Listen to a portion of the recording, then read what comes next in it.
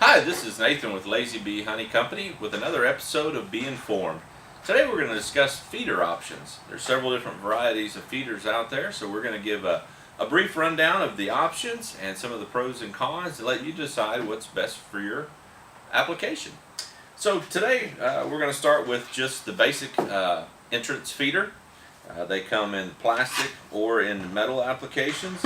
There's a lot of ease with this application because you simply just put it in the entrance of the hive. You put it up there snug, set your brood box on top of it, and you can easily place your honey or sugar water directly into it. You just take a mason jar and perforate the lid, and then you put your 1-to-1 or 2-to-1 sugar water in it, depending on your season, or in this instance here we've got some old honey in this jar, and just simply place it in here, and the bees can immediately start going inside of the entrance and feeding upon the sugar water.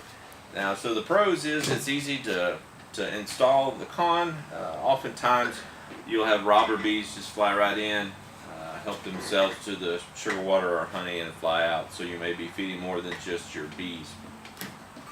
So that's option number one. The second option is a inner feeder.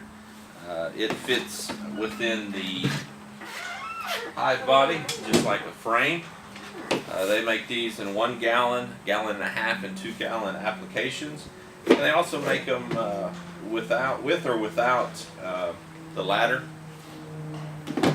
Now, if you get just a traditional one like this right here, it does have some perforated ridges inside so the bees can get traction. One of the things that we've run into is oftentimes we'll find these full of dead bees because they get in it and drown.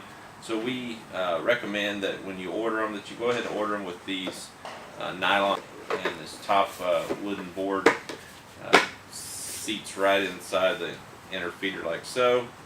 And then you have these little hooks right here, and they provide rubber bands that just come over and fasten it, so it keeps it snug. The nice thing about it is you can just remove 1 or 2 of your frames, depending if you get the 1 gallon or the 2 gallon, and simply slide it right in here, and you're good to go. You put the top back on. Now, like I said, it does hold a gallon to 2 gallons, so that's one of the pros. It fits nicely in the box. That's a pro. The cons that we run into is there's a lot of bee deaths, or if the hive becomes weak and you've got 2 gallons of sugar water in there, sometimes it'll start to ferment and go bad before they're able to consume all of it. So those are just things to keep in mind on the inner frame feeder. Another option that's available is this hive top feeder. This is a 2.5 gallon, I believe.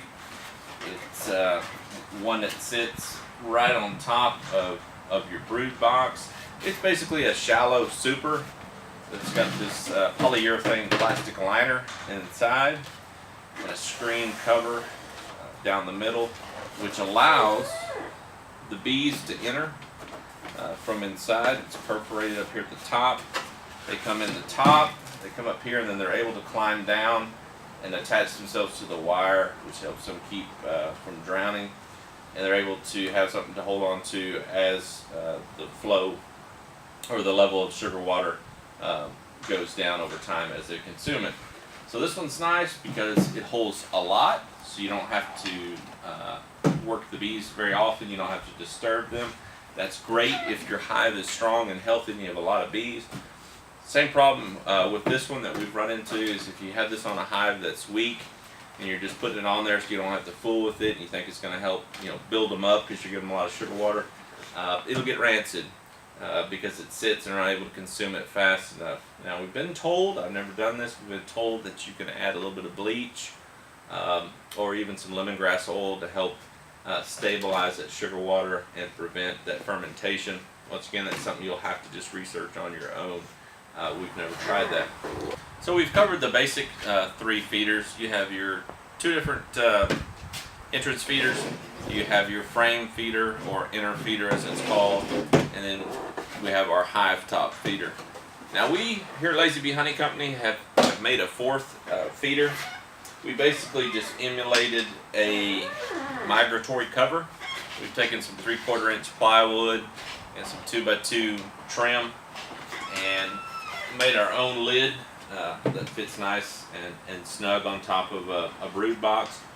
And we've dubbed this our emergency feeder. And the reason we call it that is anytime we have a hive that's getting weak on us or needs some quick feeding, we'll go and just swap the cover off of it. We'll take the migratory cover off or the telescoping cover, and we can just quickly and easily slap a jar of honey on it. So we'll take a mason jar, fill it full of honey, perforate the lid, and slap it on there. So the nice thing about this application is that we can just simply go up to it once they've taken this honey all the way down. We can walk up with another jar of honey, pull the empty off, slap this one on, and walk away. And we're also able to maintain an eye on how much they're actually consuming and be able to replenish their feed as necessary, which is also what you can do with the entrance feeder. But if you have a hive that's getting weak, you don't want to expose them to any robber bees. In a situation like this, we would quickly put our entrance reductor in here and reduce that entrance down to the smallest opening. We'd swap out the covers and start hitting them with honey. We'd do all that once we investigated to see why that hive is weak, make sure there's no pest issues that need to be addressed. So that's it for our episode on feeders. As always, we look forward to your questions, comments, and suggestions for future episodes. And you can email us at honey@lazybeehoneyco.com. Thanks, and have a great day.